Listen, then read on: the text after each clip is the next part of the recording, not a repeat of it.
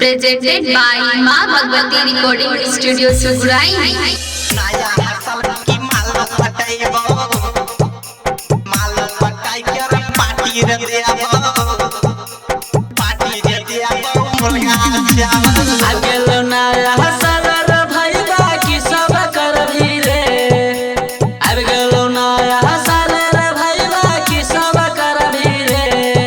अरे की तू कर भी रे अरे नया हसल में नहीं की माल पटाइबो रे माल पटाइबो रे माल पटाई कर पार्टी रे देबो पार्टी रे देबो पार्टी रे देबो पार्टी रे देबो मुर्गा चावल मुर्गा चावल रे मुर्गा चावल अकेलो नया हसल रे भईबा की सब कर भी रे अरे की तू कर भी रे अरे नया नया छौरी पटाइबो छौरी पटाइबो अरे मुर्गा के संग दारू पिलैबो रे बियर पिलैबो सतीश रईमा बिक्स बाय प्रेमी राधारमन अरे नया नया छौरी पटाइबो छौरी पटाइबो पूरन का साल भईबा भागे लौले कार रे ई साल की सब करबे बोले तू यार रे बोल रे यार पूरन का साल और माल के बुलाइबै रे अइलै नया साल नया माल के पटाइबै रे बुझलिन भाई बा नया माले पटाके तू ओकरा की सब देबही रे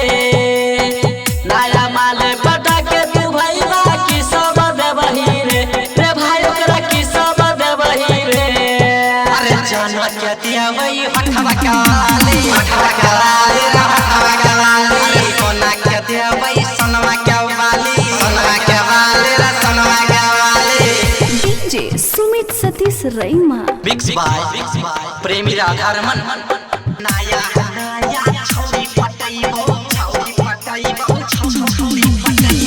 माल जपट तर भईबा भूली है नहीं खाले महुआ में पीलै भी त देब खूबे गाले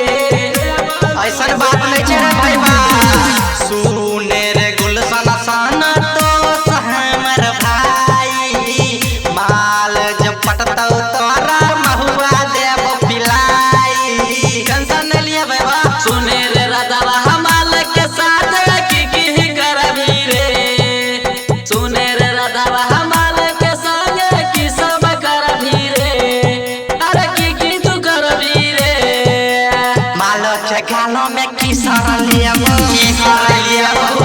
माल के हैप्पी न्यू ईयर कहबो साथ में हटवा के रहै छ सब तोरो सबके कहै छियै भाई बा नया साल 2024 के हार्दिक शुभकामना एकदम हैप्पी रहिया।